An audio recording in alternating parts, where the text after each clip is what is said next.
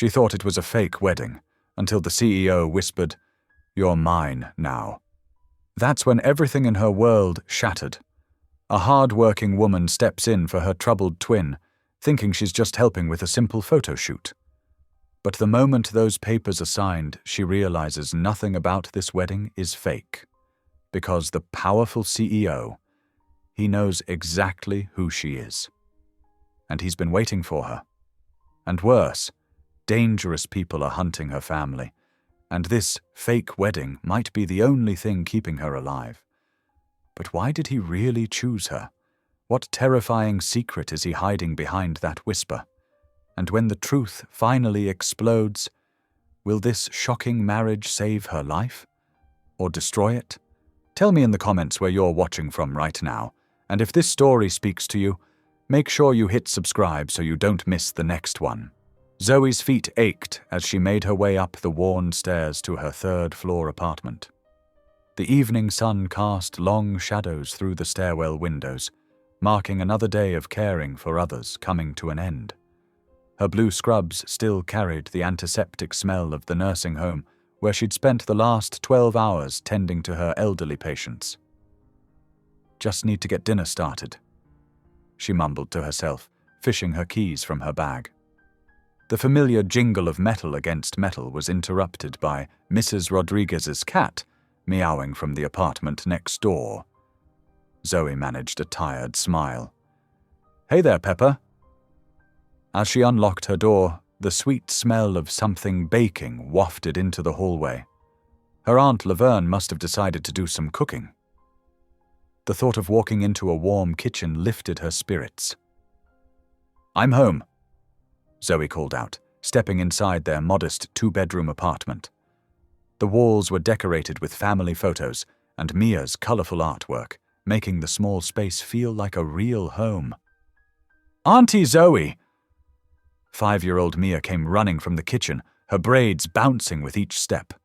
She wrapped her arms around Zoe's legs, nearly knocking her over. "Aunt Laverne let me help make cookies." "Is that what smells so good?" Zoe bent down to hug her niece properly, breathing in the familiar scent of baby shampoo and sugar cookies. "Did you save any for me?" "They're not done yet," Mia said seriously, grabbing Zoe's hand to pull her towards the kitchen. "But Aunt Laverne says I can have 2 after dinner if I eat all my vegetables." In the kitchen, Aunt Laverne stood at the stove, stirring a pot of what looked like her famous vegetable soup. Her grey hair was pulled back in its usual neat bun, and she wore the floral apron Zoe had given her last Christmas. "Welcome home, child," Laverne said, turning to give Zoe a warm smile. "You look dead on your feet. Sit down and rest while I finish up here." "I can help," Zoe started to offer, but Laverne waved her off with the wooden spoon. "You've been helping others all day. Let someone help you for a change." Zoe sank into a kitchen chair, grateful for the moment of peace. Mia climbed into her lap, chattering about her day at kindergarten. Something about finger painting and a new friend named Sophie who had light-up sneakers. The peaceful moment shattered as the front door burst open with a bang. Zoe instinctively tightened her hold on Mia, while Laverne muttered something under her breath that sounded like, "Lord, give me strength." "Zoe, thank God you're home!" Naomi Bennett rushed into the kitchen, her designer purse swinging wildly from her arm. Despite being identical twins, Naomi's perfectly styled hair and trendy outfit stood in stark contrast to Zoe's practical work clothes and simple ponytail. "Mommy!" Mia called out, but stayed firmly in Zoe's lap. "Hi, baby," Naomi said distractedly, her attention focused entirely on her twin. "Zoe, I need your help, like serious emergency help." Aunt Laverne turned down the heat under the soup pot, her expression wary. "What kind of emergency are we talking about this time, Naomi?" "It's about work," Naomi said, pacing the small kitchen. "I was supposed to do this big photo shoot tomorrow morning. It's this whole wedding theme thing for some corporate client. but I totally messed up and double-booked myself with another job that I absolutely cannot cancel." "And how exactly is that Zoe's emergency?" Laverne asked, folding her arms across her chest. "Because she can help me." Naomi turned pleading eyes to her sister. "We're identical twins. You could take my place at the wedding shoot. Nobody would know the difference." "Naomi, no," Zoe said firmly, shifting Mia off her lap. "I can't pretend to be you at work. That's completely dishonest. Please, you have to." Naomi's voice cracked with desperation. "If I mess this up, the agency will drop me. I'll lose all my bookings. How am I supposed to pay my share of Mia's expenses if I lose my income?" The mention of Mia's care made Zoe's chest tighten. While she had primary custody of her niece, Naomi did contribute financially when she could. The arrangement wasn't ideal, but it was what worked best for everyone, especially Mia. "There has to be another solution," Zoe said, but she could feel her resolve weakening. Naomi dropped into the chair beside her, grabbing her hands. "It's just one morning. The shoot starts at 9 o'clock at the Riverside Hotel. All you have to do is wear a wedding dress, smile for the camera, and follow the photographer's directions. I'll even give you my modeling tips." "You know good and well this isn't right," Aunt Laverne interjected. "Asking your sister to lie for you?" "It's not lying," Naomi protested. "It's just helping family. Right, Mia? Don't you think Auntie Zoe should help Mommy?" Mia looked between the adults uncertainly, sensing the tension in the room. "I don't want Mommy to lose her job," she said in a small voice. Zoe closed her eyes, feeling the weight of responsibility settle on her shoulders. This was wrong. She knew it was wrong. But the thought of Naomi losing her income, of Mia suffering because of it. "Just this once," she said finally, opening her eyes to meet her twin's gaze. "And you have to promise me nothing will go wrong." "Nothing will go wrong!" Naomi jumped up and hugged her tightly. "You're the best sister ever. I'll text you all the details tonight. Thank you, thank you, thank you." "Dinner's ready," Aunt Laverne announced, her tone making it clear she disapproved of the whole situation. "Naomi, are you staying?" "Can't, got to run." Naomi was already heading for the door. She blew a kiss to Mia. "Be good for Auntie Zoe and Aunt Laverne, baby. Mommy loves you." After Naomi left, the apartment felt eerily quiet. Mia helped Aunt Laverne set the table while Zoe changed out of her scrubs. Throughout dinner, she could feel her aunt's concerned glances, but neither of them spoke about what had just happened. Later that night, after Mia was tucked into bed with her favorite stuffed elephant, Zoe stood at the kitchen sink washing dishes. The familiar routine usually calmed her, but tonight her thoughts were racing with worry about tomorrow. "Lord," she whispered, watching soap bubbles swirl down the drain. "Please give me strength for whatever comes next. And please don't let this be another one of Naomi's mistakes that I end up paying for." The only response was the quiet hum of the refrigerator and the distant sound of traffic outside their window. Zoe finished the last dish, dried her hands, and checked her phone. Naomi had sent several texts with details about the photo shoot. Where to go, what time to arrive, who to ask for. It was just one morning, she told herself. One morning of pretending to be her sister, wearing a wedding dress and smiling for cameras. How hard could it be? But as she got ready for bed, a nagging feeling in her gut told her it wouldn't be that simple. Nothing involving Naomi ever was. The early morning sun had barely crept over the horizon when Zoe's alarm buzzed at 5:30. She blinked away exhaustion, her usual morning fatigue doubled by a restless night of worry. The familiar sounds of her small apartment, the gurgle of the ancient coffee maker, the hum of the refrigerator, helped ground her as she went through her morning routine. "Mia, sweetie," she called softly, gently shaking her niece's shoulder. "Time to get ready for school." The little girl stirred, clutching her stuffed elephant tighter. 5 more minutes, Auntie Zoe. Not today, precious. Zoe smoothed Mia's tangled curls. We need to leave extra early this morning, remember? Auntie has that special appointment.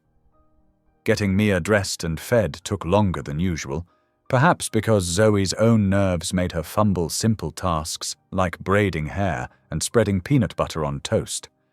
By 7:15, they were finally heading out the door, Mia's backpack stuffed with her lunch and favorite, drawing supplies. The preschool was only 6 blocks away, but Zoe held Mia's hand extra tight as they walked. The morning air was crisp, carrying the scent of spring flowers from the small gardens that lined their neighborhood streets. Will you pick me up today? Mia asked as they approached the cheerful yellow building with its playground out front. Of course, sweetheart, just like always. Zoe knelt down to give her a proper hug. Have a wonderful day. I love you. Love you too. Mia skipped toward her waiting teacher, turning back once to wave. Watching her go, Zoe felt a familiar ache in her chest. Everything she did, including this questionable favor for her sister, was ultimately for that precious little girl. The bus ride downtown took 45 minutes, giving Zoe plenty of time to second-guess her decision. The Drake Corporation's flagship hotel rose before her like a gleaming silver mountain, 60 stories of steel and glass that made her feel impossibly small. Her sensible flats clicked softly on the polished marble floor as she entered the soaring lobby, her heart pounding. Ms. Bennett? A slim woman in a tailored suit approached, tablet in hand. I'm Patricia, the event coordinator. We've been waiting for you. Before Zoe could respond, she was whisked into an elevator and up to a luxurious suite that seemed bigger than her entire apartment. 3 stylists descended on her immediately, clucking and fussing as they steered her toward a makeup chair. Your portfolio shots look so different, one commented, tilting Zoe's face toward the light. The lighting must have been incredible. Oh, yes, lighting can change everything, Zoe managed, trying to sound confident like Naomi would. For the next hour, they transformed her with expert hands, smoothing cream on her skin, curling her hair into elegant waves, applying makeup that somehow looked both natural and glamorous. Zoe barely recognized herself in the mirror. Time for the gown, Patricia announced, returning with 2 assistants who carried a garment bag like it contained solid gold. Zoe's breath caught as they revealed the dress, ivory silk that seemed to float like clouds, hand-beaded with tiny crystals that caught the light. It was the kind of gown she'd dreamed about as a little girl, before life had taught her to be more practical. It's beautiful, she whispered. Wait until you're in it. One of the stylists winked. They helped her step into the dress, making small adjustments until it fit like it had been made for her. The weight of it felt significant, almost ceremonial. Zoe tried to remind herself this was just pretend, just a photo shoot, but something about the whole production felt oddly serious. Perfect timing, Patricia said, checking her tablet. They're ready for you downstairs. The ceremony hall took Zoe's breath away. Sunlight streamed through floor-to-ceiling windows, making the crystal chandeliers sparkle. White roses and lilies covered every surface, their sweet scent filling the air. Professional cameras were set up discreetly around the room, but something about their placement seemed strange for a typical photo shoot. And then she saw him. Ryland Drake stood at the front of the room, tall and distinguished in a perfectly tailored black tuxedo. His dark hair was styled just so, highlighting strong features that seemed both stern and gentle. He turned as she entered, and something in his expression made her pause. The way he looked at her wasn't the polite interest of a businessman doing a corporate photo shoot. There was an emotion in his steel-grey eyes that she couldn't quite name, something intense and searching that made her skin tingle. Their gazes locked as she walked toward him, guided by Patricia's gentle direction. Up close, She could see the fine lines around his eyes, the slight tension in his jaw. He studied her face like he was trying to memorize it, or perhaps trying to solve a puzzle. "You look beautiful," he said softly, and the sincerity in his voice made her cheeks warm. "Thank you," she murmured, hoping her nervousness wasn't obvious. "This is also elaborate for a photo shoot." Something flickered in his expression.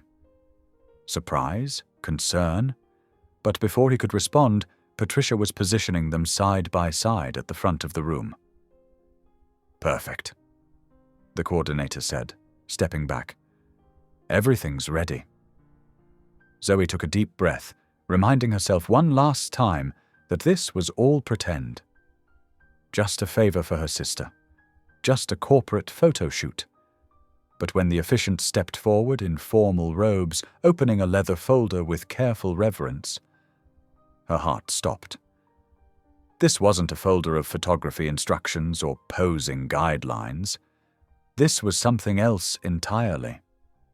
The officiant cleared his throat and began speaking in a resonant voice that filled the ceremony hall.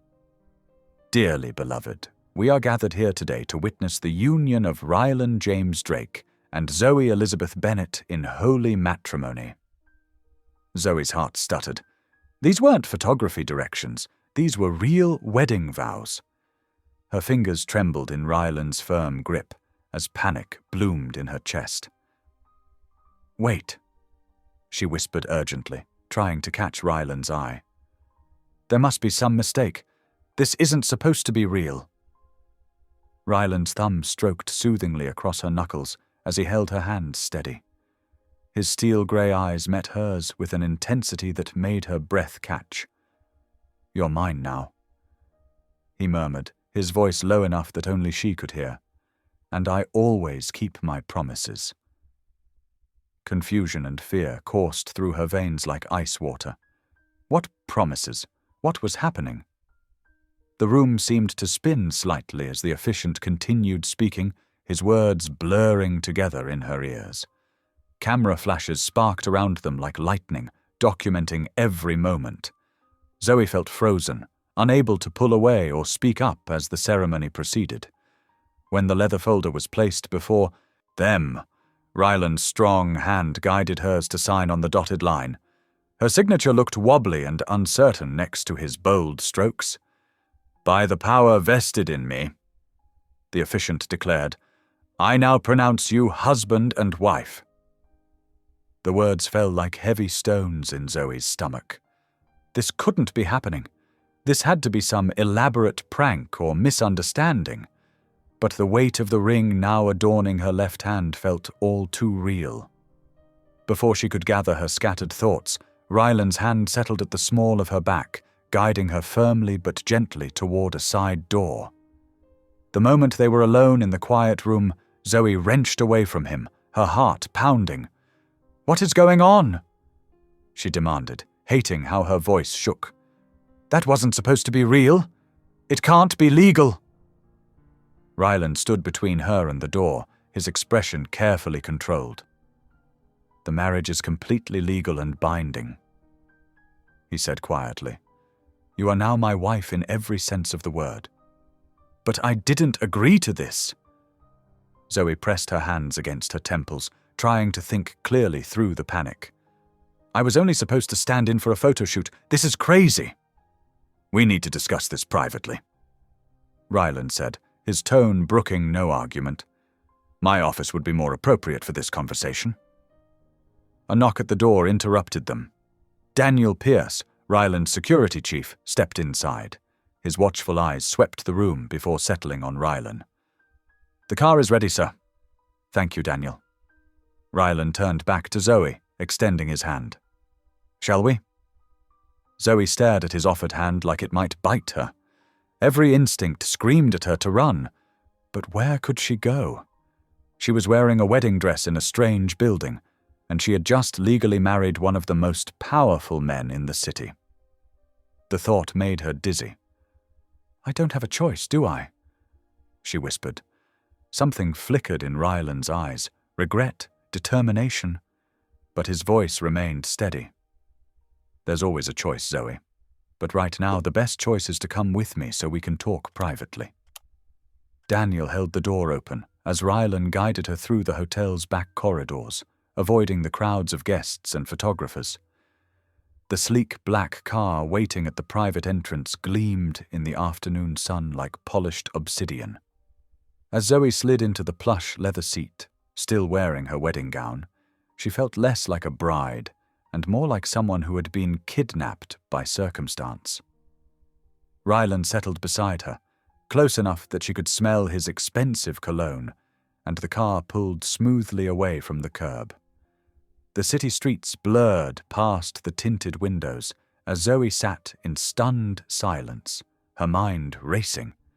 How had a simple favor for her sister turned into this? What kind of promises had Naomi made in her name? And most importantly, what did Rylan Drake want with her? The car glided to a stop in front of the Drake Corporation's main office tower.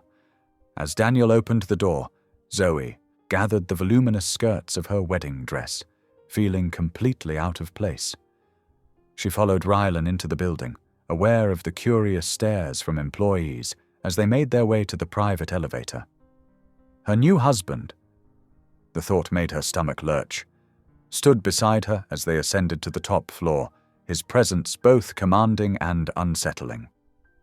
Zoe clutched her hands together, the unfamiliar wedding ring pressing against her fingers, a constant reminder of how drastically her life had changed in the span of a single morning. The elevator doors opened onto the top floor of Drake Corporation's headquarters. Zoe's wedding heels clicked against the polished marble as she followed Rylan down a corridor lined with floor-to-ceiling windows. The afternoon sun streamed in, making her squint and casting long shadows across their path. Rylan's office occupied the corner of the building, a vast space enclosed by walls of glass that offered breathtaking views of the city skyline. He held the door open for her, and Zoe stepped inside, her wedding dress rustling softly against the carpet. "Please sit." Rylan gestured to a plush leather chair positioned in front of his imposing desk. As Zoe lowered herself carefully, trying to arrange the yards of white fabric, he remained standing, his tall frame silhouetted against the cityscape behind him. "I owe you an explanation," he began, his deep voice gentle but serious. "And I need you to listen carefully to everything I'm about to tell you." Zoe's fingers twisted nervously in her lap. "I think I deserve that much, at least." Rylan's expression softened as he looked at her. "Do you remember the night of October 15th, 5 years ago?" She frowned, trying to recall. "I'm not sure what—" "It was raining," he continued. "You were walking home from a late shift at the nursing home. You found a man bleeding in an alley off 23rd Street. Zoe's eyes widened as the memory suddenly crystallized. "The mugging victim," she whispered. That was you!" He nodded slowly. "I had been attacked by 3 men. They took my wallet, my phone, left me for dead. You found me, called 911, and stayed with me until the ambulance arrived." "You were losing so much blood," Zoe remembered, her voice distant. "I used my sweater to apply pressure to the wound. I kept talking to you, trying to keep you conscious." "You saved my life that night," Rylan said quietly. "The paramedics said if you hadn't found me when you did, if you hadn't known exactly what to do—" He trailed off, his hands gripping the back of his chair. "By the time I was well enough to try to find you, to thank you, you had moved. The hospital had no record of your full name." Zoe's mind was reeling. "But how did you finally find me?" A shadow crossed Rylan's face. "Through your sister, Naomi, though not in the way I would have wished." He moved around his desk and sat down, leaning forward with his hands clasped. "Naomi has become involved with some very dangerous people, Zoe, a criminal syndicate that specializes in identity theft and fraud." The blood drained from Zoe's face. "What? No, that can't be. I have proof, Ryland said gently. My security team has been tracking their operations for months. They've been targeting medical professionals, stealing their credentials, their identities, and recently they set their sights on you. Me? Zoe's voice came out as barely more than a whisper. Your nursing credentials, your clean record, your access to medical facilities, it's valuable to them. And Naomi… He hesitated. She's been pressured to help them get to you. Zoe felt sick. All those times Naomi had asked to borrow her ID, claimed she'd lost important mail, needed to use Zoe's address for work things. The pieces were falling into place with horrible clarity. The marriage this morning, Ryland continued, his voice growing softer, was not just about finally finding you again. As my wife, you have the full protection of Drake Corporation's security. Your identity is now legally tied to mine, making it virtually impossible for them to exploit your credentials without drawing immediate attention. You married me to protect me? Zoe's head was spinning. But why not just warn me? Why go to such extremes? Because these people are extremely dangerous, and they don't give up easily. Ryland's jaw tightened. A simple warning wouldn't be enough. They needed to know you were completely off-limits, untouchable. And… He met her eyes directly. Because I've spent 5 years looking for the woman who saved my life with such compassion and courage. When I finally found you, I wasn't about to let you slip away again. Zoe sat in stunned silence, trying to process everything. Her sister's betrayal, the danger she'd been in without knowing it. This man who had searched for her for so long, it was overwhelming. Part of her wanted to reject it all as impossible, but deep down, she knew he was telling the truth. What happens now? She asked finally, her voice small. I need you to stay at my estate, at least temporarily, Ryland said. It's the safest place for you right now. We have state-of-the-art security, and my team can protect you while we deal with the syndicate. But my aunt, my niece, Zoe protested. They'll be protected too, Ryland assured her quickly. I've already arranged for additional security at their home. But you're the primary target, Zoe. I need to know you're safe. The sincerity in his voice made her heart flutter strangely. She looked at him, really looked at him, and saw not just the powerful CEO, but the man whose life she had saved that rainy night. The gratitude and determination in his eyes were unmistakable. Will you trust me? He asked softly. Will you let me protect you, the way you protected me?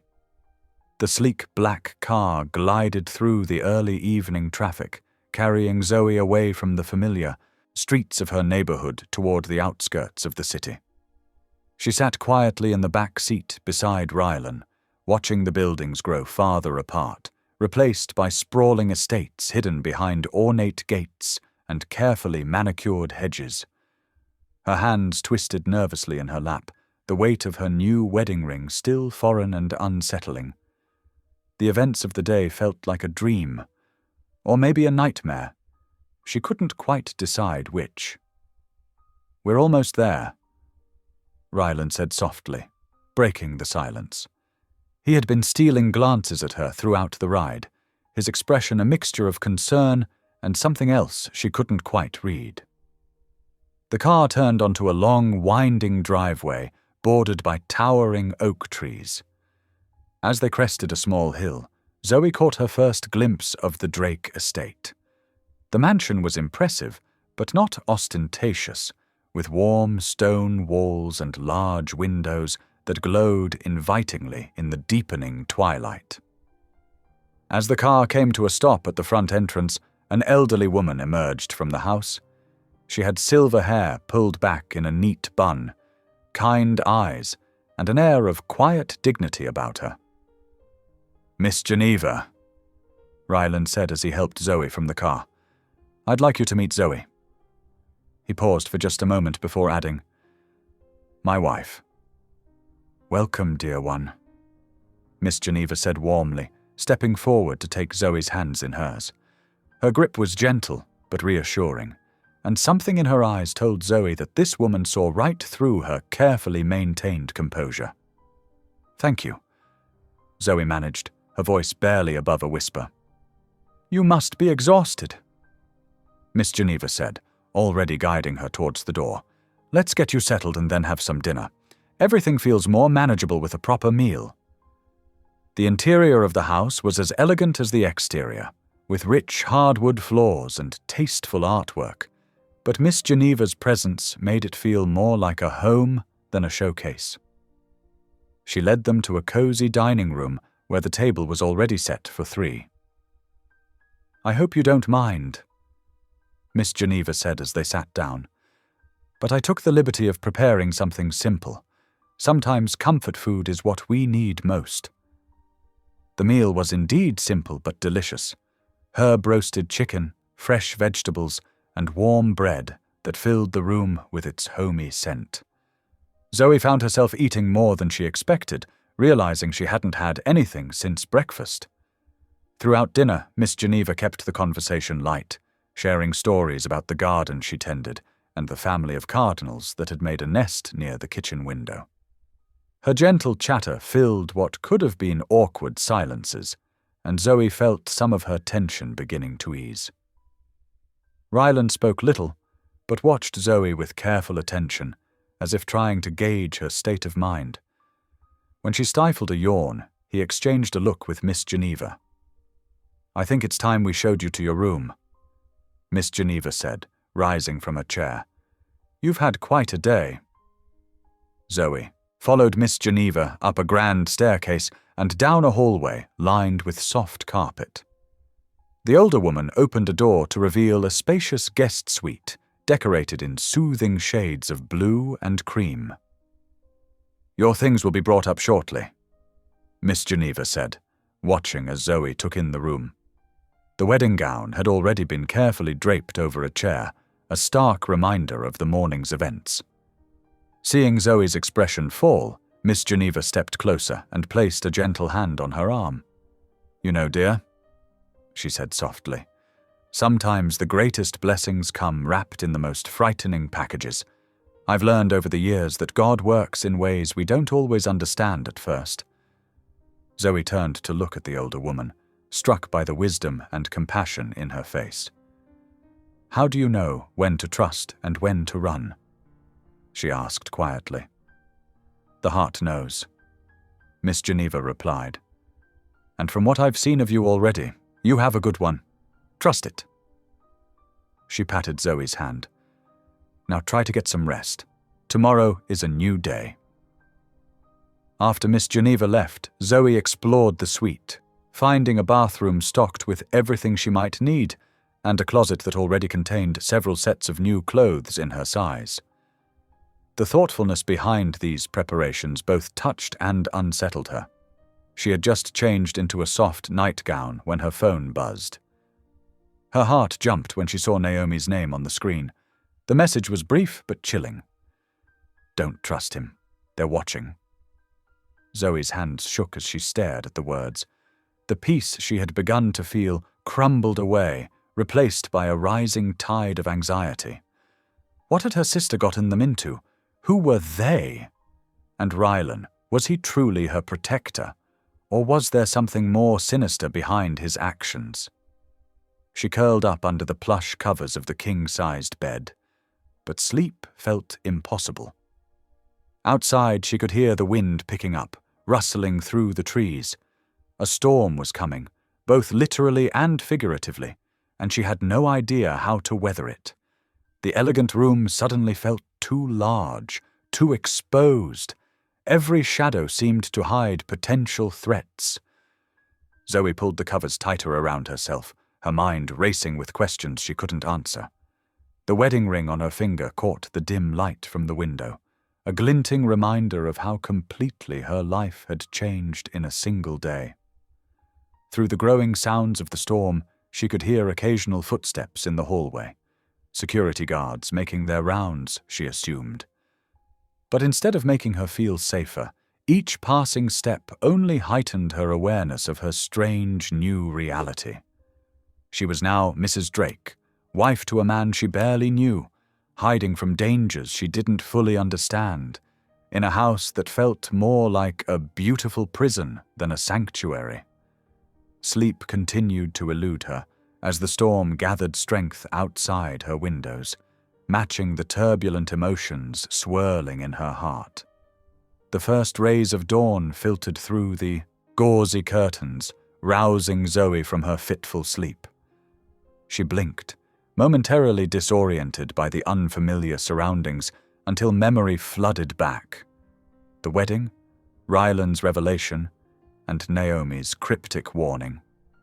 A gentle knock at the door made her sit up. "Come in," she called, pulling the covers closer.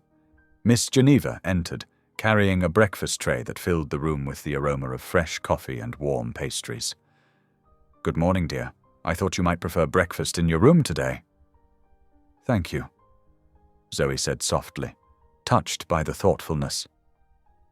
The tray held a perfect arrangement of fresh fruit, yogurt, and what looked like homemade muffins. "Now then," Miss Geneva said, setting the tray on a small table by the window. "Let's find you something comfortable to wear." She moved to the closet and opened it wide, revealing rows of carefully selected clothing. Zoe slipped out of bed and joined her, running her fingers along the soft fabrics.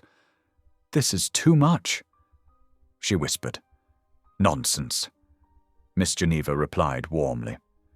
"Rylan wanted to ensure you had everything you might need. He can be rather thorough in his planning." She selected a simple navy blue sweater and dark jeans. "These should suit you nicely." As Zoe dressed, Miss Geneva shared bits of information about the house and its routines. Her steady stream of conversation helped normalize what still felt like an extraordinary situation. "Rylan asked if you would join him in the kitchen when you're ready," Miss Geneva mentioned as she gathered the breakfast dishes. "He'd like to show you around the estate." Zoe nodded, grateful for Miss Geneva's calming presence. After the older woman left, she took extra care with her appearance, trying to project a confidence she didn't quite feel. The woman in the mirror looked both familiar and strange, still herself, but somehow different in these new surroundings. The kitchen proved easier to find than she expected, following the hallway down to where warm morning light spilled through large windows. Ryland stood at the counter, reading something on his tablet while sipping coffee. He looked up as she entered, and something in his expression softened. "Good morning," he said, setting aside his tablet. "Did you sleep well? As well as could be expected?" she answered honestly. He nodded, understanding in his eyes. "Would you like to see the grounds? It's a beautiful morning for a walk." The estate revealed itself gradually as they toured the property. The gardens came first, meticulously maintained, but not overly formal. Spring flowers nodded in the morning breeze, and stone paths wound between carefully tended beds. "Miss Geneva oversees the gardens," Rylan explained as they walked. "She has quite the green thumb. These roses are her pride and joy." Zoe paused to admire a particularly vibrant bloom. "They're beautiful." Their next stop was the security office, housed in a modern addition to the main building. Daniel Pierce, Ryland's security chief, greeted them with professional courtesy. "We maintain 24-hour surveillance of the property," Ryland explained, showing her the bank of monitors. "Every entrance is secured, and the grounds are regularly patrolled." Zoe studied the screens, noting how the cameras covered every approach to the house. The setup should have made her feel safer, but instead it emphasized the reality of whatever threat had prompted all these precautions. "You're not a prisoner here," Ryland said quietly, reading her expression. "You can leave whenever you wish. I just want you to be safe." The library provided a welcome contrast to the high-tech security center. 3 walls of floor-to-ceiling bookshelves surrounded comfortable leather chairs and a massive oak desk. Sunlight streamed through tall windows, creating pools of warmth on the hardwood floor. "This is my favorite room," Rylan admitted, running his hand along a shelf of well-worn classics. "It's where I come to think." Zoe gravitated toward a collection of medical texts. "These are amazing," she said, carefully opening one. "I noticed your interest in healthcare from your work history," Rylan said. "Feel free to borrow anything that interests you." As the day progressed, Zoe found herself relaxing slightly in Rylan's presence. He was patient with her questions, never pushing when she grew quiet, and seemed genuinely interested in her responses when she did speak. Early evening found them walking near the fountain at the center of the garden. The setting sun painted the sky in soft pinks and golds, and the sound of falling water created a peaceful backdrop. "Thank you," Zoe said suddenly, stopping to watch the play of light on the water. "For showing me everything today. For explaining things." Rylan stood beside her, close but not touching. "I know this situation isn't ideal," he said softly, "but I want you to feel comfortable here, to know you're safe." Looking at him in the gentle evening light, Zoe saw something she hadn't noticed before. A vulnerability beneath his controlled exterior, a genuine concern in the way he watched her. It didn't erase her fears or answer all her questions, but it made him seem more human, less the powerful CEO who had orchestrated such an elaborate protection scheme. The fountain's spray caught the last rays of sunlight, creating tiny rainbows in the mist. A peaceful moment stretched between them, full of unspoken possibilities. Sunlight streamed through the guest suite windows, waking Zoe gradually. For a moment she lay still, orienting herself in the unfamiliar space. The bed was impossibly soft, the linens crisp and fresh. Everything about the room spoke of careful attention to detail and comfort. A gentle knock at the door preceded Miss Geneva's warm voice. "Good morning, dear. Breakfast will be served in 15 minutes if you'd like to join us." "Thank you, I'll be right down," Zoe called back, pushing aside the covers. In the attached bathroom, she found everything she needed already laid out. Fresh towels, toiletries, even a new toothbrush still in its packaging. The thoughtfulness of it all touched her deeply. Dressed in a simple blouse and slacks from the wardrobe Rylan had provided, Zoe made her way to the breakfast room. The morning light filled the space, making the polished wood table glow. Miss Geneva was arranging a plate of fresh fruit, while Rylan sat reading the morning paper. "Good morning," he said, folding the paper and standing as she entered. The gesture, so old-fashioned and courteous, brought a small smile to her face. "Good morning," she replied, taking the seat Miss Geneva indicated. "I hope you like French toast," Miss Geneva said, placing a steaming plate before her. "It's an old family recipe." The breakfast spread was impressive. French toast dusted with powdered sugar, fresh berries, crispy bacon, and coffee that smelled heavenly. As they began to eat, the atmosphere felt surprisingly normal, almost domestic. "I was wondering," Rylan said after a while, "if you might like to join me tomorrow morning. There's a small community church I attend. Nothing fancy, but the people are genuine and welcoming." Zoe looked up, surprised both by the invitation and the fact that he attended church regularly. "I'd like that," she said softly. Her own faith had been a source of strength through difficult times, and the thought of attending service helped normalize this strange situation. Miss Geneva beamed. "Pastor Roberts gives wonderful sermons. You'll feel right at home there." As breakfast wound down, Miss Geneva began clearing the dishes. "Now, what are your plans for dinner tonight?" she asked. "I could prepare something." "Actually," Zoe spoke up, "I was thinking, if it's all right, I'd like to cook. My grandmother's southern stew recipe is pretty special." "That sounds wonderful," Ryland said, his face lighting up with genuine interest. "I could try my hand at cornbread to go with it?" Miss Geneva's eyebrows rose slightly, and Zoe caught a hint of amusement in her expression. "I'll make sure the kitchen is stocked with everything you need," she said, hiding a smile. That afternoon, the kitchen became a workspace of shared effort and unexpected joy. Zoe tied an apron around her waist, laying out ingredients for her grandmother's stew, fresh vegetables, tender chunks of beef, and her secret blend of seasonings. Rylan, sleeves rolled up and looking decidedly less CEO-like, consulted a recipe on his tablet. "How hard can cornbread be?" he mused, measuring flour with careful precision. "Have you ever made it before?" Zoe asked, trying not to smile at his serious expression. "Well, no," he admitted, "but I've eaten plenty of it." As Zoe chopped vegetables and browned meat, the kitchen filled with warm, savory aromas. She found herself sharing stories about learning to cook at her grandmother's knee, about summer afternoons spent shelling peas on the front porch.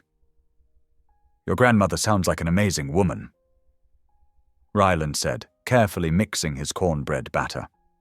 "She was," Zoe agreed softly. "She taught me that good food is about more than just eating. It's about sharing love." Ryland's first attempt at cornbread came out slightly lopsided but golden brown. His proud expression made Zoe laugh, a real, genuine laugh that surprised her with its ease. "It's not pretty, but let's hope it tastes good," he said, setting it to cool.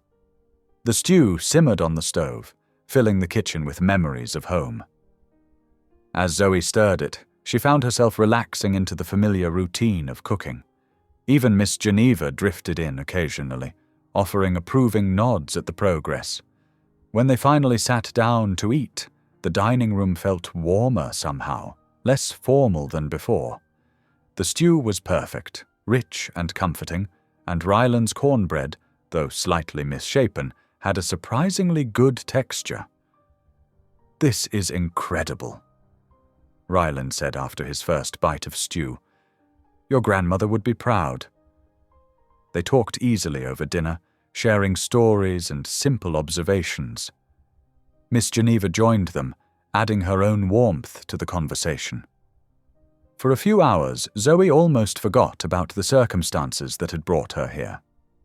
Later that night, back in her room, Zoe stood at the window, looking out at the moonlit gardens. The day had been unexpected. In her heart, she had to admit that dinner had felt peaceful, almost normal. The tension she'd been carrying since the wedding had eased slightly, replaced by something softer. As she got ready for bed, she thought about how Rylan had looked in the kitchen, focused so intently on his cornbread, how his face had lit up when she laughed. She thought about Miss Geneva's maternal presence and the way the three of them had talked over dinner like family. Sitting on the edge of her bed, Zoe acknowledged a truth she hadn't expected. For the first time since arriving at the estate, she had felt something close to peace. It wasn't complete, and it didn't erase the complexity of her situation, but it was real as the comfort of her grandmother's stew recipe, as honest as Ryland's imperfect cornbread. She turned out the light, letting the quiet of the estate settle around her.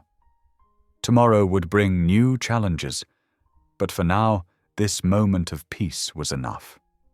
Sunday morning dawned with golden light streaming through Zoe's windows. She stood before the mirror, smoothing down a modest navy dress she'd found in the closet. The fit was perfect, another reminder of how thoroughly Rylan had planned for her arrival. She pinned her hair back simply, adding small pearl earrings that Miss Geneva had lent her. A gentle knock at her door announced Miss Geneva herself, dressed elegantly in a cream-colored suit. "You look lovely, dear," she said warmly. "Are you ready?" Zoe nodded, though her stomach fluttered with nerves. "I haven't been to church in a while," she admitted softly. "Don't worry." Miss Geneva patted her arm. "Our congregation is small and welcoming. Pastor Elijah has a way of making everyone feel at home." They found Rylan waiting in the foyer, looking distinguished in a charcoal grey suit. His eyes lingered on Zoe for a moment, and she felt her cheeks warm under his gaze. The drive to church was peaceful, winding through tree-lined streets as Miss Geneva pointed out local landmarks. The church itself was modest, a white-painted building with a simple steeple reaching toward the morning sky. As they approached the entrance, Zoe noticed how people greeted Rylan with genuine warmth rather than the deference she'd expected for someone of his status. He seemed to know everyone by name, asking about family members and recent events with sincere interest. "Ah, Rylan!" A distinguished-looking man in his 50s approached them, his smile broad and welcoming. "And this must be Zoe." "Pastor Elijah," Rylan said warmly. "Yes, this is my wife, Zoe." The words still felt surreal to her ears, but Pastor Elijah's kind eyes and gentle handshake put her at ease. "Welcome to our church family, Zoe. We're so glad you're here." Inside, sunlight streamed through stained glass windows, casting rainbow patterns across worn wooden pews. The congregation was indeed small, perhaps 60 people, and Zoe found herself relaxing as several women introduced themselves with genuine friendliness. They sat near the front, Miss Geneva on one side of Zoe and Rylan on the other. As the service began, Zoe was struck by the simple beauty of the familiar hymns. The congregation sang with heartfelt conviction, their voices blending in harmony. When Pastor Elijah stepped up to deliver his sermon, his presence filled the small sanctuary. "Today," he began, his voice resonant and warm, "we're going to talk about unexpected deliverance." Zoe felt her breath catch. She sensed Rylan shift slightly beside her. "Sometimes," Pastor Elijah continued, "God's help comes in ways we never imagined, like Moses finding safety in Pharaoh's palace or Ruth finding protection through Boaz. The Lord often works through unexpected circumstances and people to bring about His purposes." As the pastor spoke, weaving scripture with practical wisdom, Zoe found herself drawn in by his words. He spoke of how fear of the unexpected could blind us to God's provision, how sometimes what seemed like disruption was actually divine intervention. "When we're faced with sudden change," Pastor Elijah said, making eye contact with various members of the congregation, "our first instinct might be resistance. But I encourage you to look deeper. Ask yourself, could this unexpected turn be God's way of delivering you to something better?" Tears pricked at Zoe's eyes. She felt Rylan's hand move closer to hers on the pew, not quite touching, but offering silent support.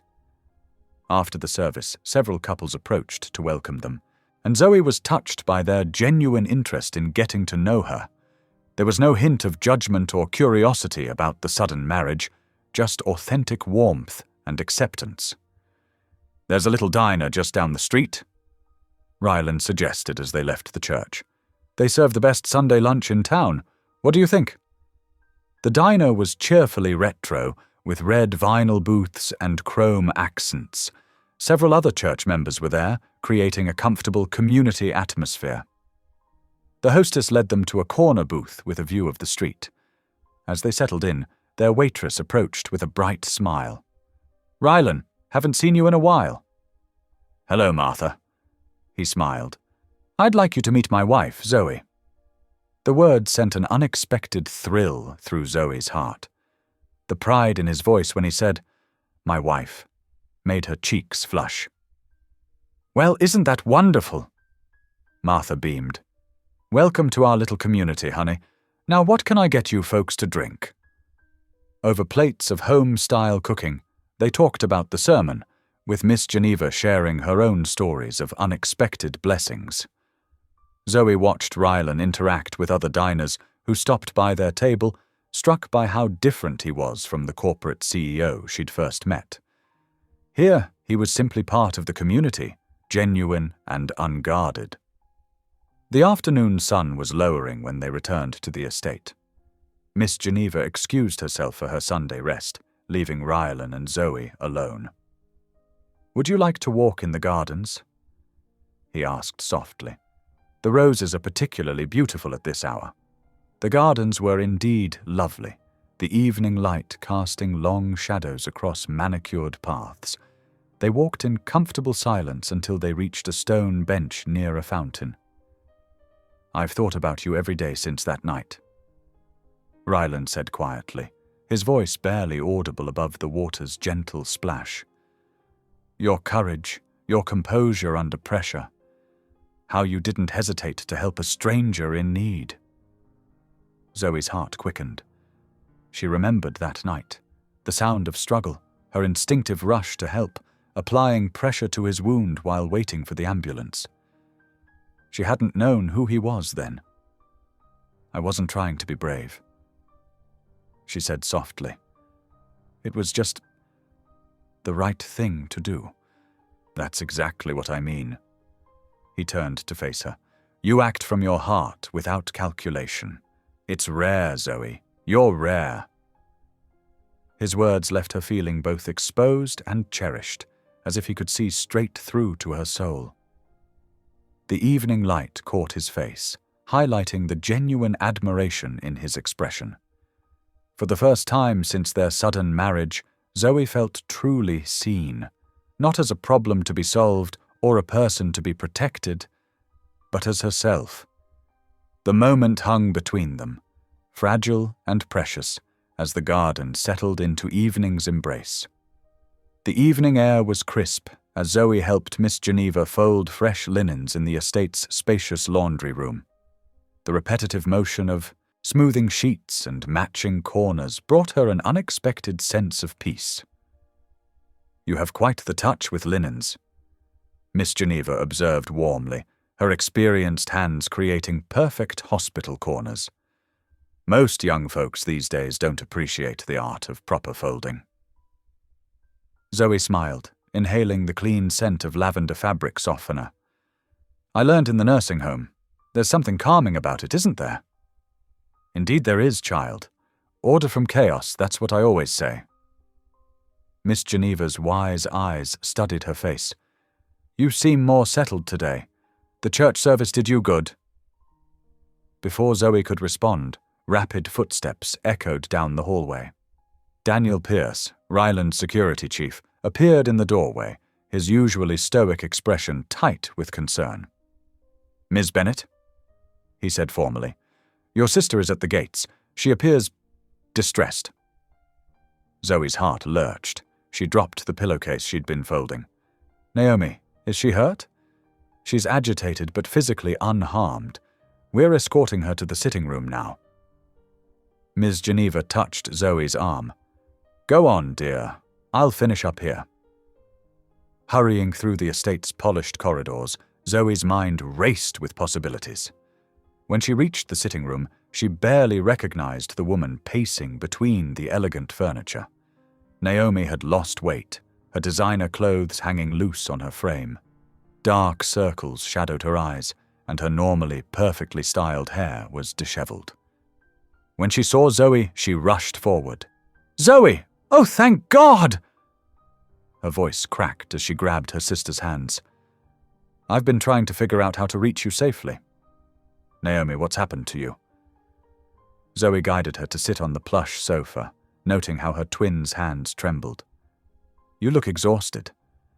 "I'm in trouble, Zoe. Deeper than I told you before."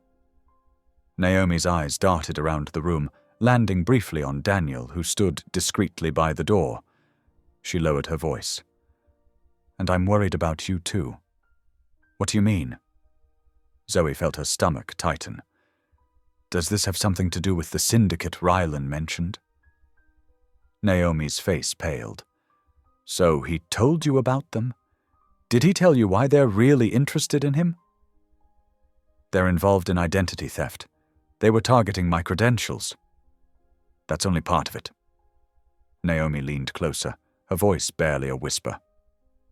The syndicate wants something specific from Rylan. A patent. Some kind of revolutionary technology worth billions.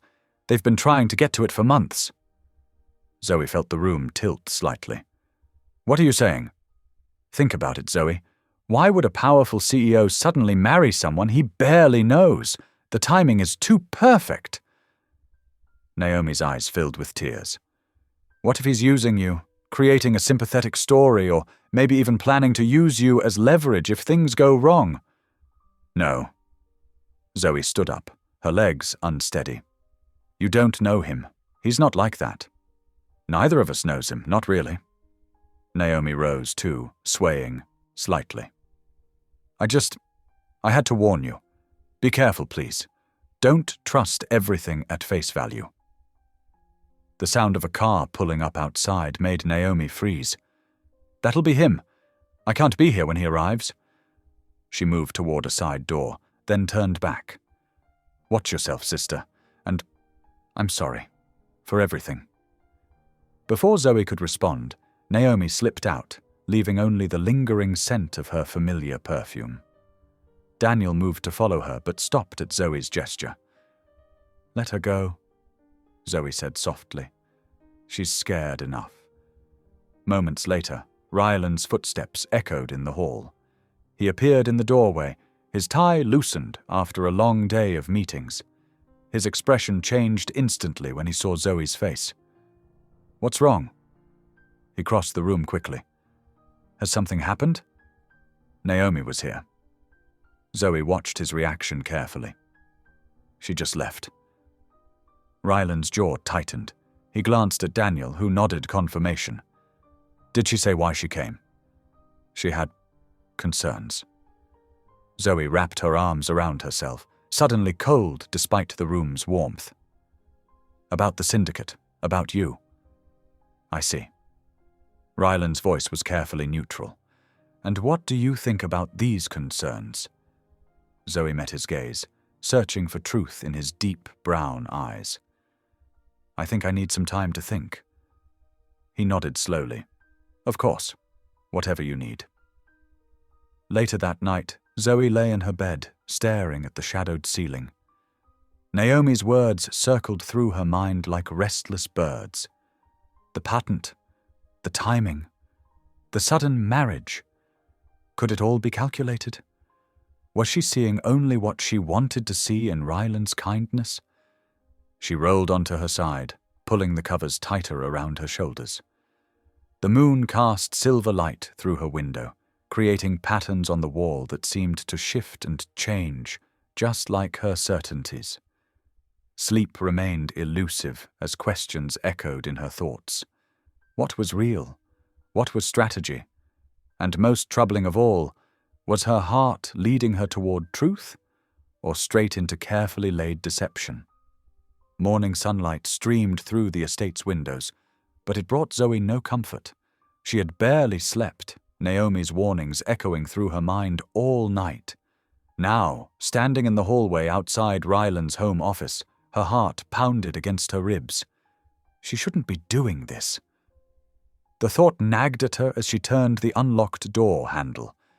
But she needed answers, real ones, not the careful explanations Rylan had been feeding her. The office was immaculate, all sleek mahogany and leather. Zoe moved quietly to his desk, her hands trembling as she began looking through the papers laid out neatly in folders. Most were standard business documents, contracts, reports, meeting minutes. Then she found it. A thick folder labeled Board Meeting Minutes, Confidential, caught her eye. Inside, discussions about company image and leadership stability filled page after page. Her breath caught as she read a highlighted section. The board strongly recommends CEO Drake consider marriage within the next 6 months to project stability and family values to shareholders. Recent market analysis shows family-oriented leadership correlates with increased investor confidence. The date was just 2 months before their wedding. Zoe's legs went weak. She sank into Rylan's leather chair, the document shaking in her hands. More passages jumped out at her. Drake's single status remains a concern. Marriage could offset negative press from recent patent disputes. Timing critical for shareholder meeting. Hot tears blurred her vision. She had been such a fool. All his kindness, his gentle attention, was it just carefully calculated corporate strategy? Had he seen her sister's desperate situation as the perfect opportunity to fulfill his board's wishes? The sound of a door closing somewhere in the house startled her. Quickly she returned the folder to its place and slipped out of the office, her mind made up. She couldn't stay here, couldn't keep pretending this was real when it was all just business. In her room, she threw clothes into her overnight bag, not caring about neatness. Her hands shook so badly she could barely zip it closed. A soft knock at her door made her jump. "Miss Zoe!" Miss Geneva's concerned voice came through the wood. "Are you all right, child?" "I'm fine," Zoe called back, hating how her voice cracked. Just need some air." She waited until Miss Geneva's footsteps faded before opening the door. The house felt suffocating now, every luxury a reminder of how easily she'd been manipulated. She made it halfway down the grand staircase when Rylan walked through the front door. He stopped short, taking in her tear-stained face and packed bag. "Zoe?" His voice was soft, concerned. "What's wrong?" "Don't." She held up a hand when he started toward her. "Please don't pretend anymore." "Pretend?" He looked genuinely confused. "I don't understand." "I found the board meeting minutes." The words felt like glass in her throat. "About how you needed to get married, for stability optics, for the shareholders." Understanding dawned on his face, followed quickly by alarm. "It's not what you think, isn't it?" Zoe descended the remaining stairs, keeping distance between them. "The timing was perfect, wasn't it? My sister in trouble, me desperate to help her. Did you plan it all? Wait for the right moment to use our situation?" "No, listen to me." He reached for her arm, but she jerked away. "I trusted you." Her voice broke. "I actually started to believe. But it was all just business, wasn't it? A corporate strategy with a convenient story attached." "Zoe, please." The pain in his voice almost made her waver. "Let me explain." "I think you've explained enough." She moved past him towards the door. "I won't be part of your shareholder presentation anymore. You're not safe out there alone." His words followed her onto the front steps. "The syndicate is probably just another part of your story." She kept walking, vision blurred with tears. Goodbye, Rylan. The long ride home was a blur of city streets and quiet tears. When she finally climbed the stairs to her apartment, her aunt was waiting in the doorway. "Lord have mercy," Aunt Laverne breathed, taking in Zoe's appearance. "Come here, child." Zoe fell into her aunt's arms, the tears coming harder now. Laverne guided her to the couch, holding her close like she had when Zoe was small. "Tell me everything," her aunt said softly. So Zoe did. The board meetings, the timing, her fears about being used. Aunt Laverne listened quietly, stroking her hair. "You really believe that man could fake everything?" she asked when Zoe finished. "The way he looks at you?" "I don't know what to believe anymore." Zoe's voice was hoarse. I feel so stupid." "Rest now," Aunt Laverne said, draping a soft blanket over her. "Things might look different in the morning." But as Zoe drifted into an exhausted sleep on the couch, nothing felt clear except the ache in her heart. She had let herself believe in something beautiful, only to find it was built on corporate strategy and careful manipulation. Outside, across the quiet street, a dark figure stood in the shadows of an alley, watching the warm light from her apartment window. Their phone glowed briefly as they sent a text. Target location confirmed. The morning sun barely warmed the crisp autumn air as Zoe helped Mia into her jacket. Her niece's cheerful chatter provided a welcome distraction from the hollow ache in her chest. "Can we have pizza for dinner?" Mia asked, struggling with her zipper. "Here, let me help." Zoe knelt down, fixing the stuck zipper. "We'll see what Aunt Laverne says, okay?" The walk to Mia's preschool was only 3 blocks, but Zoe found herself constantly looking over her shoulder.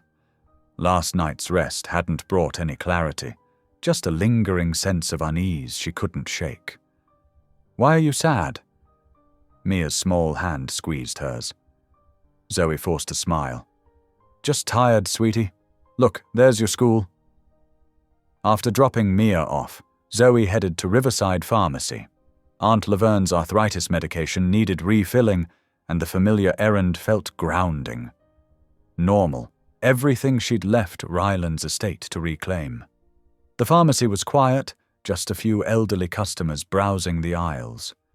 Zoe got in line at the prescription counter, her mind wandering to the breakfast she'd shared with Ryland just yesterday morning. The way he'd smiled when she'd teased him about burning the toast. Bennett prescription.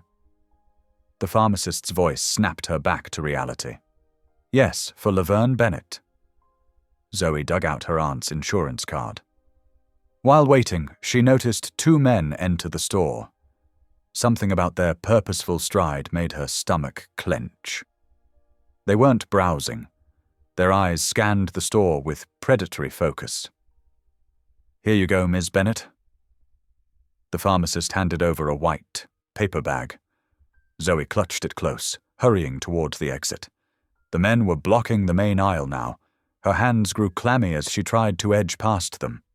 "Hey, Naomi." One man stepped directly into her path. He wore an expensive suit that couldn't quite hide his muscled build. "We need to talk." Zoe's throat went dry. "I'm not. Don't play games." The second man moved behind her, cutting off her retreat. "You know what you owe us." "I'm not Naomi." Her voice shook. "Please, I'm her sister." "Sure you are." The first man grabbed her arm. "Let's discuss this outside." Zoe saw the dark sedan idling at the curb, its back door open. Pure terror shot through her. She yanked her arm free and shoved the pharmacy bag into the man's face. White pills scattered across the floor as she bolted. "Get her!" She made it 3 steps before strong hands seized her shoulders. Zoe screamed, kicking backwards as they tried to drag her towards the door. Other customers stared in shock, no one moving to help. Suddenly, the grip on her right side vanished. She heard a grunt of pain and glimpsed a blur of dark clothing as someone tackled her attacker. More figures in tactical gear swarmed through the door, Ryland's security team. She realized with a surge of relief. The man still holding her left arm cursed and yanked her roughly. Something metallic glinted in his other hand, a knife. Zoe's scream caught in her throat. "Let her go." The command cut through the chaos. Ryland stood in the doorway, his usual composed demeanor replaced by cold fury. His security chief, Daniel, had the first attacker pinned face down, while 2 other team members moved to flank the man holding Zoe. "Stay back." Her captor pressed the knife closer. "Or I'll—" He never finished the threat. Zoe drove her elbow backward into his solar plexus, just as Aunt Laverne had taught her years ago. His grip loosened for a split second, enough for her to wrench free. She stumbled forward, legs weak with fear. Strong arms caught her, and she found herself pressed against Ryland's chest as he pivoted, placing his body between her and danger. Through tear-blurred eyes, she saw her attacker lunge with the knife. "No!" she cried out, clutching Ryland's jacket. The security team converged, but not before the blade sliced toward them. Ryland's arms tightened protectively around her as chaos erupted. The knife flashed in the fluorescent pharmacy lights as Ryland twisted to shield Zoe. A sharp cry of pain escaped him as the blade sliced through his suit jacket, cutting deep into his forearm. Blood immediately began seeping through the expensive fabric. "Ryland!" Zoe's scream echoed through the store. The security team tackled the attacker, but he and his partner managed to break free, shoving past terrified customers as they fled toward the exit. Distant sirens wailed, growing louder by the second. "Stay with them!" Daniel barked orders to his team. "Don't let them escape!" Zoe barely registered the chaos around her as Ryland sagged against the pharmacy counter, his face pale. His right arm was drenched in crimson from elbow to wrist. "Let me see," she commanded, her nursing instincts taking over despite her trembling hands. She carefully pushed back his torn sleeve, revealing a deep gash about 6 inches long. "I'm fine." Ryland tried to reassure her, but his voice was tight with pain. "You're not fine." Zoe grabbed paper towels from the pharmacy counter. "We need to apply pressure." She pressed the makeshift bandage firmly against the wound, making him wince. "The ambulance is 2 minutes out," Daniel reported, returning to their side. His normally stoic expression showed clear concern for his boss. "I don't need—" Ryland started to protest. "Yes, you do," Zoe cut him off. "This needs stitches." Her voice cracked as the reality of what had just happened hit her. "You could have been killed trying to protect me." Ryland's good hand came up to cup her cheek, thumb brushing away tears she hadn't realized were falling. "Better me than you," he said softly. The paramedics burst through the doors moments later, quickly taking control of the situation. As they worked to stabilize Ryland's arm, Zoe found herself unable to step away from his side. When they moved to load him onto the stretcher, she gripped his hand tightly. "I'm riding with him," she told the paramedics, her tone leaving no room for argument. The ambulance ride was a blur of sirens and medical terminology. Zoe kept her fingers intertwined with Ryland's while the paramedics monitored his vitals and changed the blood-soaked bandages. "I'm sorry," Ryland murmured, his face drawn with guilt. "I failed you. I should have had better security in place." "Don't." Zoe squeezed his hand. "You saved my life. Those men would have taken me if you hadn't been watching over me, even after I left." Fresh tears spilled down her cheeks. "I was wrong about you, wasn't I? So wrong." Before Ryland could respond, they arrived at the hospital. Miss Geneva was already waiting at the emergency entrance, her usual calm demeanor replaced by visible distress. "Oh, my dear ones," she breathed, hurrying to meet the stretcher. Her weathered hands clasped Ryland's shoulder, then Zoe's. When Daniel called, "I'm all right, Geneva," Ryland assured her, though the pallor of his skin suggested otherwise. The emergency team whisked them into a treatment room where doctors quickly assessed the wound. "You'll need surgery to repair some of the deeper tissue damage," the lead physician explained. "Nothing major, but we need to do it now to prevent complications." Zoe's heart clenched at the word surgery. She knew it was relatively minor, but after the terror of the attack, any additional risk seemed unbearable. "Stay with Geneva," Ryland told her as nurses prepared to take him to the operating room. "I'll be fine." But Zoe walked alongside the gurney until they reached the surgical ward doors, holding his hand the entire way. Only when the nurses gently insisted did she finally let go, watching through tear-blurred vision as they wheeled him away. Miss Geneva's arm wrapped around her shoulders. "Come, child, let's find somewhere to sit and pray while we wait." Zoe turned into the older woman's embrace, her body shaking with delayed shock and emotion. The image of Ryland stepping between her and the knife played over and over in her mind. She'd believed his marriage to her was just corporate manipulation, but a man didn't take a knife for someone he was merely using. She'd been so wrong about everything. The waiting room clock ticked away hours that felt like days. Zoe alternated between pacing and sitting with her head bowed in prayer beside Miss Geneva. Finally, around 6 in the evening, a nurse emerged with welcome news. "Mr. Drake is out of surgery and in recovery. Everything went well. He's starting to wake up, but he's still quite groggy from the anesthesia. Relief flooded through Zoe's body. Can we see him? 2 visitors at a time, just for a few minutes. The nurse agreed, leading them down a quiet hallway. Rylan lay propped up slightly in the hospital bed, his injured arm carefully bandaged and elevated on a pillow. His eyes were closed, but they fluttered open as Zoe and Miss Geneva approached. Though still pale, some colour had returned to his face. "Hey," he murmured, voice rough from the breathing tube they'd used during surgery.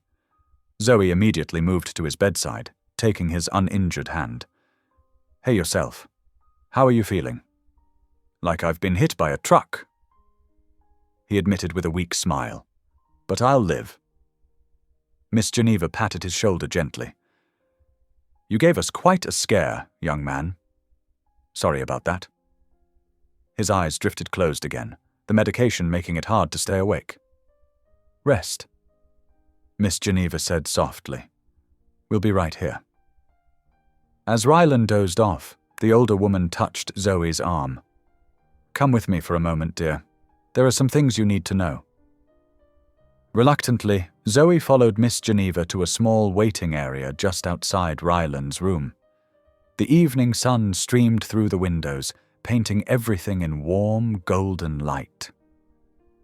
"Sit down," Miss Geneva said, settling into one of the chairs. When Zoe joined her, the older woman took both her hands. "I've known Rylan for 15 years, since he was just starting to build his company. I've watched him grow from an ambitious young man into someone I'm proud to consider a son. And in all that time, I've never seen him as torn up about anything as he was about you." Zoe's throat tightened. "What do you mean?" "That night, years ago, when you saved his life? He never forgot it. He tried everything to find you, hired private investigators, searched medical records, even went back to that street corner hoping to spot you again." Miss Geneva's eyes were gentle but intense. "He said there was something special about you. Not just that you helped him, but the way you did it. How calm you stayed. How kind you were even in such a frightening situation." Zoe remembered that night clearly. Finding the badly beaten man in the alley, calling 911 while keeping pressure on his wounds, talking to him softly to keep him conscious until help arrived. She'd never known it was Rylan Drake. When his board started pushing him to get married, saying the company needed a more stable image, he refused every suggestion they made. Miss Geneva continued. "They paraded eligible women in front of him for months, socialites, executives, old money families. He wouldn't even consider it. But then he married me," Zoe said quietly. "Because of Naomi's involvement with the syndicate." "No, child. He married you because when he finally found you again, through Naomi's modeling connection to his company, he discovered you were in danger. The marriage wasn't about leverage or corporate image. It was about protecting the woman he'd never stopped thinking about." Tears spilled down Zoe's cheeks as the truth of everything hit her. "I've been so stupid," she whispered. "I let Naomi's warnings and that board paperwork convince me it was all manipulation, but he was just trying to keep me safe. He's loved you since before you knew his name," Miss Geneva said softly. "Everything else, the board's pressure, the timing, even the way he had to go about it, those were just circumstances he had to work around to do what his heart was telling him to do." Zoe buried her face in her hands, shoulders shaking. "And I doubted him. I ran away.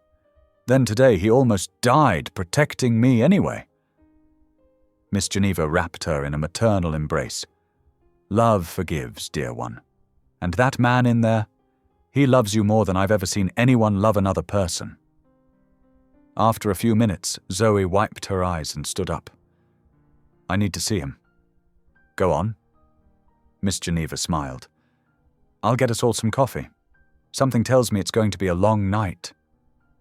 Returning to Rylan's room, Zoe found him awake again, watching the door as if waiting for her. She walked to his bedside and took his hand. "I'm so sorry," she whispered, voice thick with emotion. "I should have trusted you. Instead, I let fear and doubt convince me you had ulterior motives." "Hey," he said softly, squeezing her fingers. "You had every reason to be cautious. I didn't exactly go about things in the most conventional way. Miss Geneva told me everything, about how you tried to find me all these years, how you refused to marry for business reasons." She brought his hand to her cheek, letting her tears fall freely. "She told me you've loved me since that night in the alley." Ryland's thumb brushed away her tears. "I have," he admitted. "There was something special about you, something pure and brave and beautiful. I never stopped thinking about the angel who saved my life and then disappeared." Zoe leaned down, pressing a gentle kiss to his forehead. "I'm sorry," she whispered against his skin. "I should have trusted you." His good hand came up to cup the back of her neck, keeping her close. "Stay with me?" he asked softly. "I'm not going anywhere," she promised. And this time, she meant it with all her heart. The morning sun painted golden streaks across the sterile hospital room, casting a warm glow on Ryland's sleeping face. Zoe hadn't left his side all night, dozing occasionally in the uncomfortable visitor's chair, but mostly watching the steady rise and fall of his chest. Her hand remained intertwined with his, unwilling to break the connection even in sleep.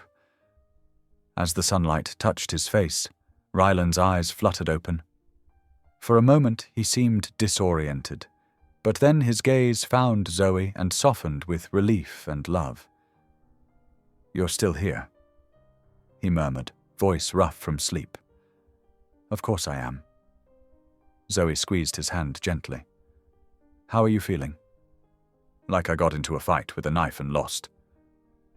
He attempted to joke, then winced as he shifted position. "But having you here makes it better."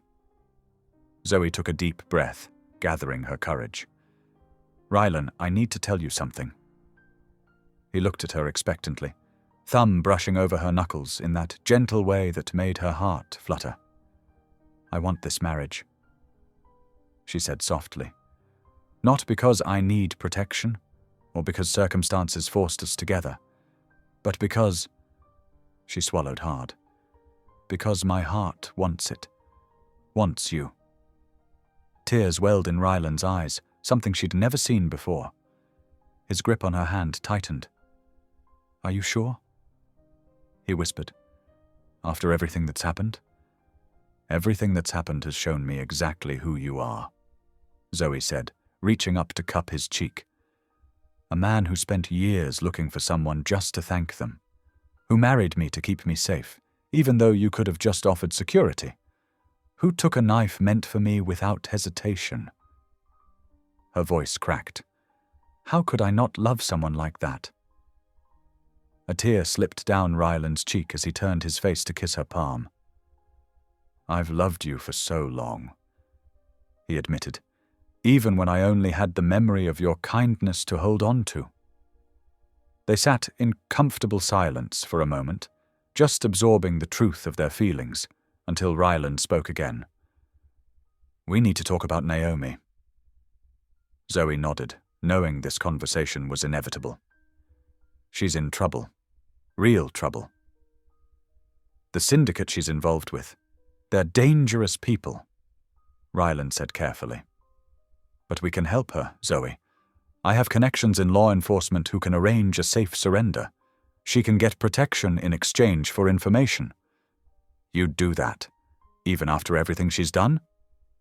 She's your sister, and now she's my family too." He squeezed her hand. "We'll help her find a way out." Before Zoe could respond, there was a soft knock at the door. Miss Geneva poked her head in, smiling warmly. "Look who I found in the waiting room."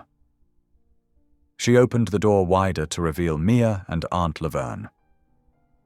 Mia immediately ran to the bed, only slowing when Miss Geneva gently reminded her to be careful. "Uncle Ryland!" she exclaimed, reaching for his good hand. "Aunt Geneva said you got hurt protecting Auntie Zoe, like a superhero." Rylan chuckled, though Zoe saw him blink back tears at being called Uncle. "Well, your Auntie Zoe is pretty special. She's worth protecting." Aunt Laverne approached more slowly, her expression a mix of concern and approval. "So you're the man who married my niece?" she said, studying him. "The one who's been watching over her even when she didn't know it?" "Yes, Mom," Rylan replied respectfully. "And you took a knife for her. I'd do it again in a heartbeat." Aunt Laverne's face softened. "Well then, I suppose you'll do." She turned to Zoe. "Girl, sometimes the Lord works in mysterious ways, but I'd say he knew exactly what he was doing here." Miss Geneva came forward with a basket of muffins she'd baked. "I thought we could all have a proper family breakfast. The doctor said Rylan can be discharged this afternoon if his vitals stay stable." As they shared the fresh muffins and coffee Miss Geneva had brought, Zoe looked around at the unlikely family gathered in the hospital room. Mia was perched carefully on the edge of Rylan's bed, chattering about her preschool art project. Aunt Laverne and Miss Geneva had already fallen into an animated discussion about recipe exchanges. And Rylan, her husband, she thought with a surge of joy, watched it all with contentment, his hand still firmly holding hers. Later that afternoon, a nurse arrived with discharge papers and a wheelchair. "Hospital policy," she explained when Rylan tried to protest. "Don't argue," Zoe said firmly. "You were stabbed yesterday. You're using the wheelchair." Rylan gave in with good grace, allowing Zoe to help him into the chair while Miss Geneva gathered his belongings and Aunt Laverne took Mia to bring the car around. As Zoe pushed the wheelchair toward the exit, Rylan reached up to cover her hand on the handle with his. "Thank you," he said softly. "For what?" "For staying. For giving us a real chance. For making me the happiest man alive." Zoe leaned down to press a kiss to the top of his head. "Thank you for never giving up on finding me." Their fingers remained intertwined as they made their way to the waiting car, ready to face whatever came next, together. The morning after Rylan's release from the hospital, Zoe sat with him in his home office as he made several careful phone calls. His arm was still bandaged, but his determination was unwavering as he worked his connections to help Naomi. "I have a friend in the Federal Bureau of Investigation," he explained to Zoe between calls. "She specializes in organized crime cases. She'll make sure Naomi is protected when she comes in." Miss Geneva brought them coffee and homemade scones, hovering protectively. "How are you feeling, Rylan? Don't overtire yourself." "I'm fine," he assured her, though Zoe noticed he winced slightly when reaching for his coffee cup. By afternoon, they had arranged a secure meeting at a federal building downtown. Zoe called her sister, her heart pounding. "Naomi, we can help you, but you have to trust us." There was a long pause on the other end. "I'm scared, dear," Naomi whispered, using their childhood nickname. "These people, they'll kill me if they find out. That's why we've arranged protection. Please, Naomi, let us help you make this right." Another pause, then, "Okay, tell me where to go." The next morning, Zoe and Rylan accompanied Naomi to meet with federal agents. Naomi looked thin and nervous, but her spine straightened as she walked into the building. For 6 hours, she detailed everything she knew about the syndicate's operations, the identity theft schemes, the corporate espionage, the threats. "You've given us exactly what we needed," the lead agent told her. "We'll move you to a safe location tonight. When this goes to trial, your testimony will be crucial." Naomi turned to Zoe, tears in her eyes. "I'm sorry. For everything. For putting you in danger. For lying about the wedding setup. I was desperate and scared, but that's no excuse." Zoe pulled her sister into a tight hug. "I know, but you're doing the right thing now. That's what matters." While the authorities worked to dismantle the syndicate, Rylan insisted on moving Aunt Laverne and Mia to the estate. Just until we're certain everyone involved is in custody, he explained. The security here is excellent. Aunt Laverne surveyed the grand house with raised eyebrows. Well, I suppose we could rough it here for a while, she said dryly, making Miss Geneva laugh. Mia was simply delighted. She immediately claimed a bedroom with a window seat overlooking the gardens, where she set up her stuffed animals and art supplies. Can we stay forever? She asked hopefully. We'll see, Sweet Pea, Aunt Laverne told her, but she shared a meaningful look with Zoe. Over the next couple of days, a new rhythm developed in the house. Mornings began with Miss Geneva and Aunt Laverne comparing recipes in the kitchen, while Mia colored at the breakfast table. Rylan worked from his home office, taking breaks to join Zoe for walks in the garden or help Mia with her reading. In the evenings, they gathered in the kitchen to cook together. Zoe taught Rylan her grandmother's cornbread recipe, while he showed her how to make his mother's pasta sauce. They moved around each other with growing ease, passing ingredients and stealing quick touches. I never thought I'd have this, Rylan admitted one night as they stood at the sink washing dishes together. A real family, a home filled with love instead of just expensive furniture. Zoe bumped his shoulder gently with hers. I never thought I'd trust anyone enough to let them in completely, but you showed me it was safe to try. After dinner, they often sat on the veranda watching the sunset, talking about everything and nothing. Rylan spoke about losing his parents young and building his company to prove himself. Zoe shared stories of raising Mia while working double shifts, of always being the responsible twin while Naomi chased dangerous dreams. I was so angry when I thought you'd married me just for business reasons, Zoe confessed one evening. I couldn't bear the idea that what felt so real to me was just strategy to you. Rylan took her hand, running his thumb over her wedding ring.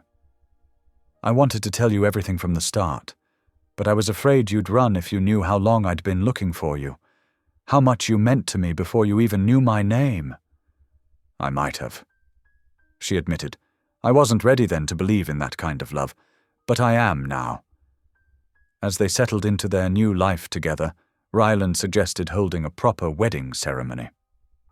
Not because our first one wasn't legal, he explained, but because this time we're choosing it with our whole hearts.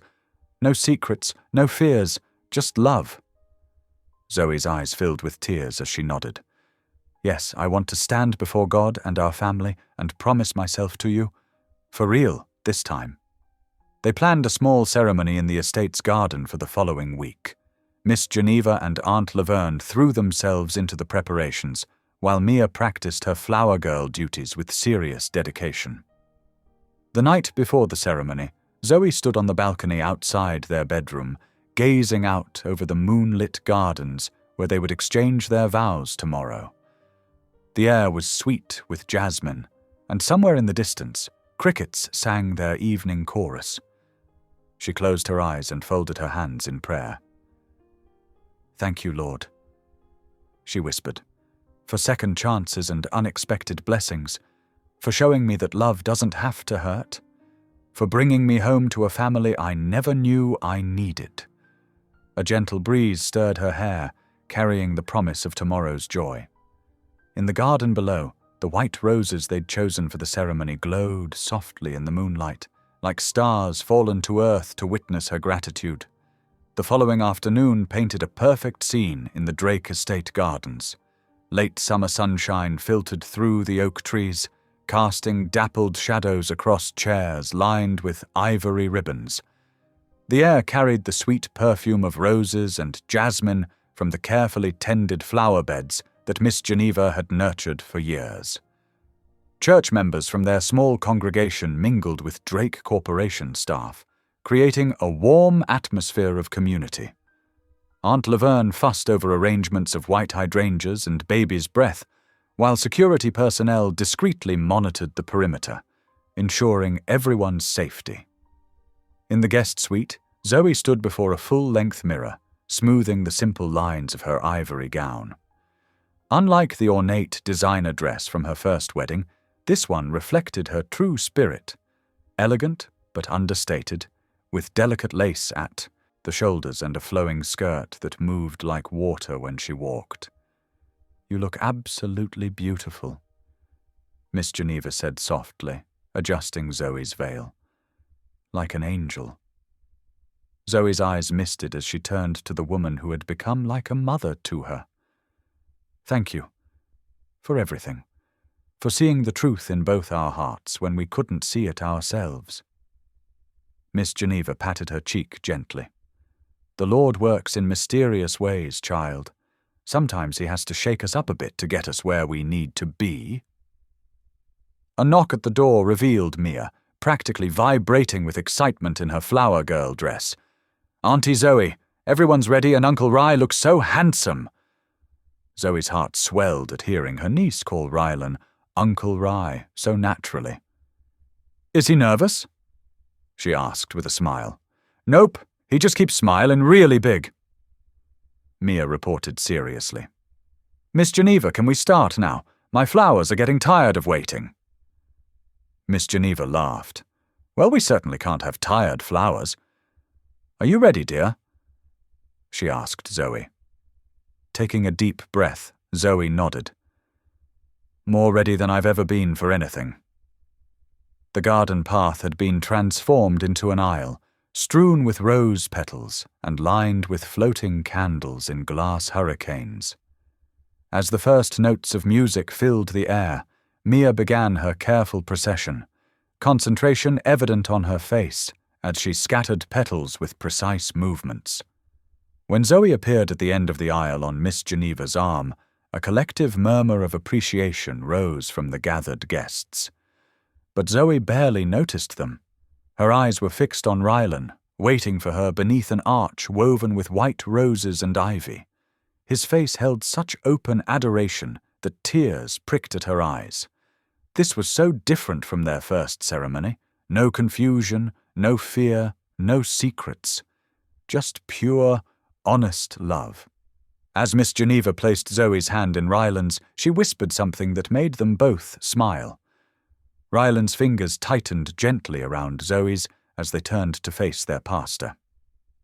"Dearly beloved," the pastor began, "we are gathered here today not to legally join this man and woman, for God has already blessed their union, but to witness their choice to recommit themselves to each other, this time with full hearts and complete understanding."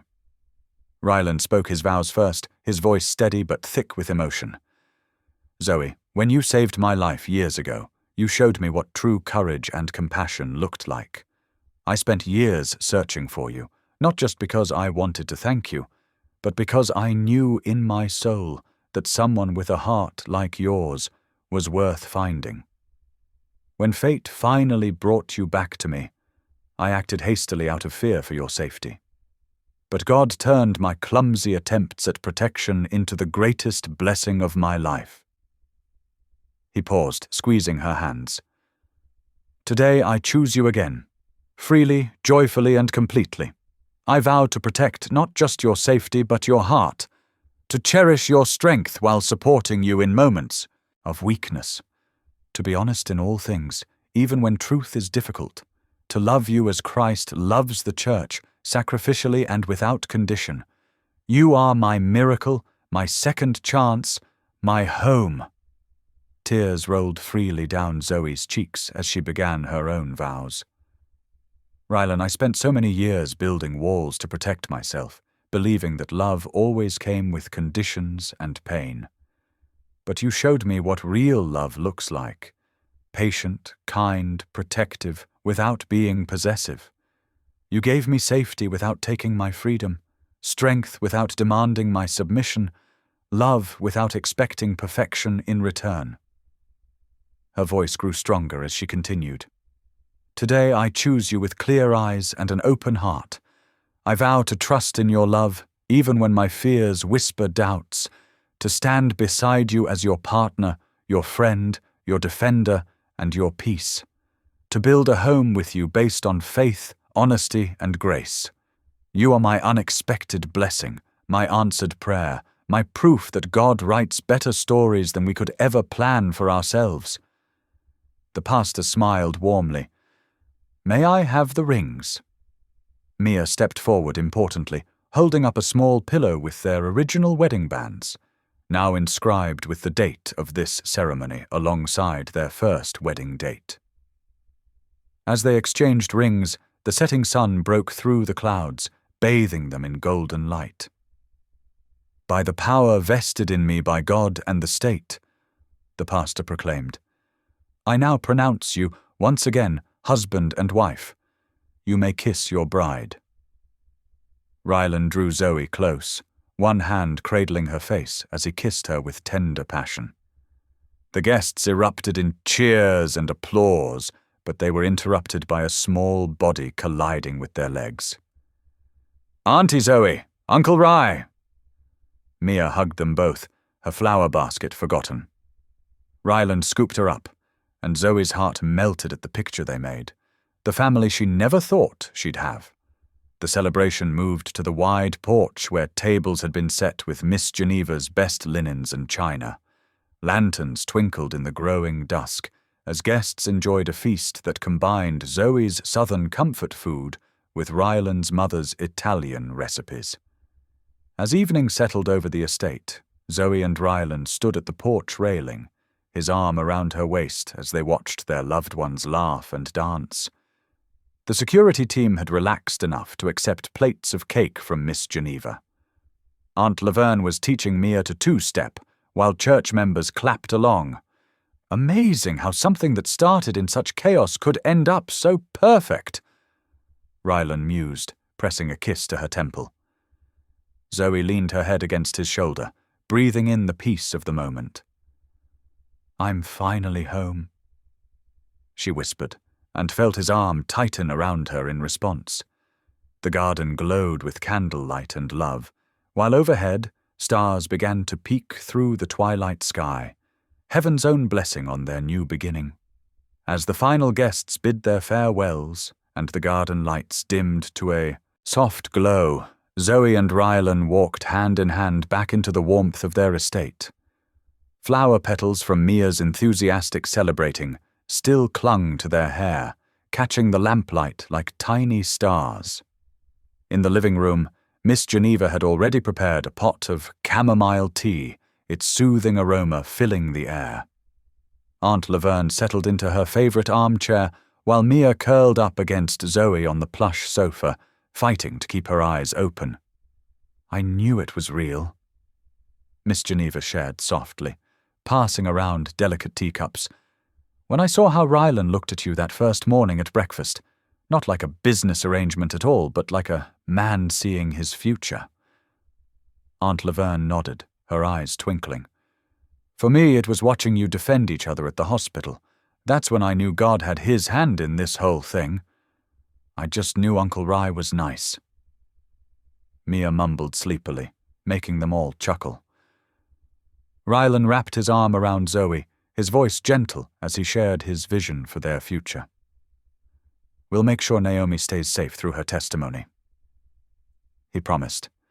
"And then I want to help other women find their way out of dangerous situations." He paused, looking tenderly at his wife. "And someday, when you're ready, we'll grow our family."